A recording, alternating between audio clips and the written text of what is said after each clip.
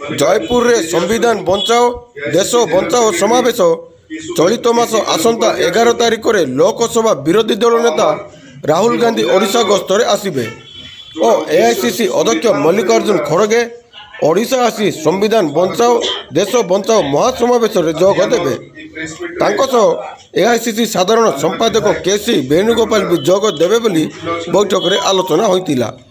महिला प्रति गण दुष्कर्म एवं सारा राज्य में बढ़ी चली नारी निर्यातना मुख्यमंत्री निज जिला मोहन माझी ग्राम में नारी सुरक्षित नहांती नारी निर्यातना संख्या अहेतुक वृद्धि पाई।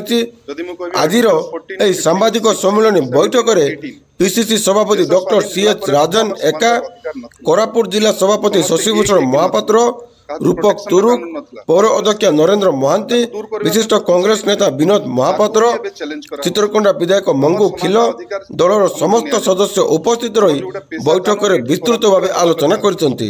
जयपुर कैमरामैन मनोरंजन गौड़ प्रदीप कुमार नाईक रिपोर्ट ओएनआई न्यूज। 1996 रु जेतेबेले हमर